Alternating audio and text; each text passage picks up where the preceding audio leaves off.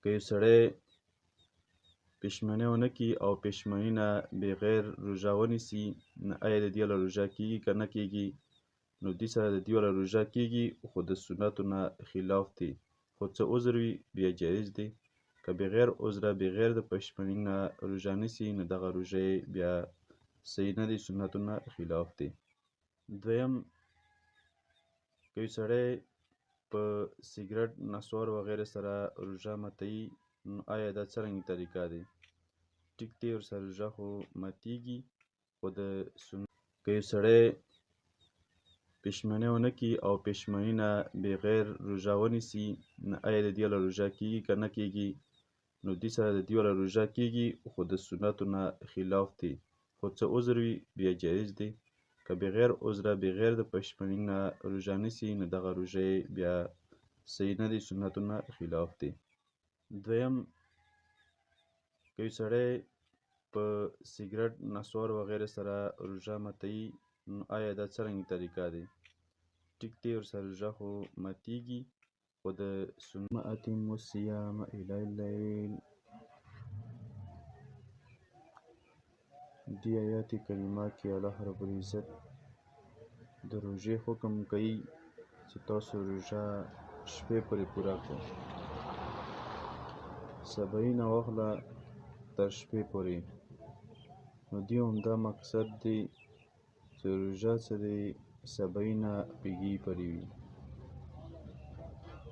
او نن کومه خبره مو بیانوم هغه دا دی چې دغه افطاري یعنې روژه ماتول، په دې کې به تلوار او جلدي به کېږي، سستي به نه کېږي، سړی لیټ شي او لږه وروسته ماته کړي. صلی الله علیه وسلم فرمایي، او دې باره کې ډېره حدیث موجود دي چې روژې کوم روژه ماتوي، یعنې د افطاري کوم ټایم وي چې کله هغه پوره شي، بیا هغه کې جلدي کول او سستي نه کول. لکه سهل بن سعد رضی الله تعالی عنه نبی کریم صلی الله علیه وسلم نه دا ارشاد نقل کوي: لا یزال الناس بخیر ما عجلوا. نبی کریم صلی الله علیه وسلم فرمایي چې څو پرې د ما امت څه دی، دا په جلدي کوي په افطاري کې، نو دوی به په خیر باندې وي، په خیر باندې به دوی پاتې کېږي. او بل حدیث کې رسي نبی کریم صلی الله علیه وسلم فرمایي د ما امت څه دی، لا تزال امتی علی سنتی ما لم تنتظر بفطرها النجوم. د ما تر څو پرې چې د ما امت څه دی، دا به په ما سنتو باندې وي، د ما سنت طریقې باندې وي، تر څو پرې چې دوی افطاري څه دی دغه د ستورو ته نه ورسته کوي.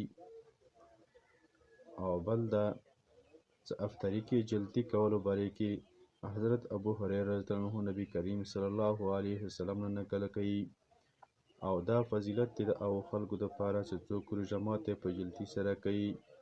احب عبادي الی عاجلو سره افطاري کولو دپاره فضیلت داري.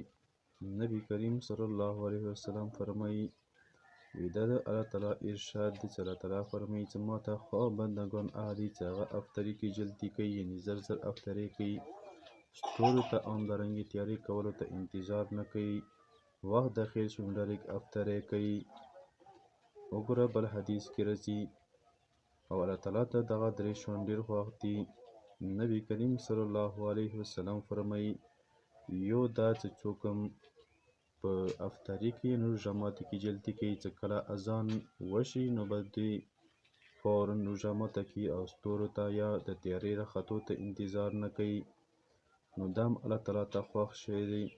دویم دا چې څوک هم پښیماني کوي او پښیماني اخري ټایم ته ورسته کوي، یعنې تر وخته سره نه کوي.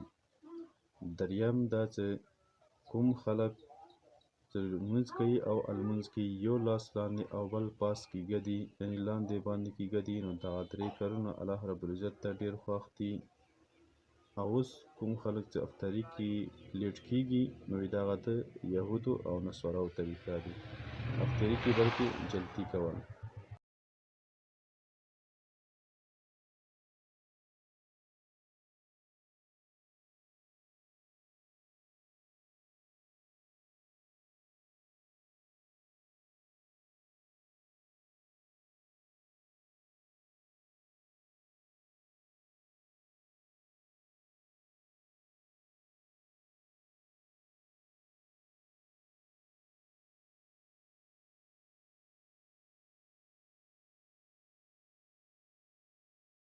چې هغه سره روژه نه ماتېږي او نور سره مکروه کېږي. دا څو مسایل دي چې په دې سره روژه نه مکروه کېږي او نه په دې سره ماتېږي. پیل نمبر مسواک کول شو. مسواک کې روژې په حالت کې نو دې سره روژه ماتېږي نه، نور سره مکروه کېږي. دویم په سر یا په ګیره یا بریتونو باندې تیل لګول شو، کوم قسم تیل هم وي. او دریم چې دی نو سترګې تورول شو. سترګې تورولو سره هم روژه چې دی نه مکروه کېږي او نه ورسره ماتېږي. څلورم نمبر خوشبويي بینول، ګربتي وغیره چې وي، خو لوګي د ګربتي کوم لوګی چې دی دې نه بیا ځان ساتي، دې سره روژه بیا مکروه کېږي، خرابېږي. او بل ګرمي د وجې نه غسل کول یعنی لمبېدل. او شپږم نمبر چې کوم قسم ته هم انجکشن وي، رګله وي یا په غوښې والا وي یا ډریپ وغیره، دې سره هم روژه نه ماتېږي. اووم نمبر په هیرې سره خوراک او څښاک کول چې روژه ویروي او خوراک څښاک وکړي نو دې سره روژه نه ماتېږي. او بل اتم نمبر ګرد او غبار وي یا لوګی وي خو بغیر اختیاره، چې اختیار نه و قصدن او تیر نه شي نو دې سره هم روژه نه ماتېږي. غوږ کې اوبه تلل شو او په خپله باندې الټۍ راتلل شو. الټۍ راشي یا الټۍ وکړي نو دې سره هم روژه نه ماتېږي او نه مکروه کېږي. او بل احتلام شو. احتلام وشي روژې حالت کې، دې سره هم روژه نه خرابېږي او نه ورسره ماتېږي. او بل غاښونو نه په روژې حالت کې وینې تلل چې وي، خو د وینې داسې وي چې دغه د توکو نه کمې وي او حلق نه تېرې نه شي نو په دې سره هم روژه ماتېږي هم نه او مکروه کېږي هم نه ورسره. او بل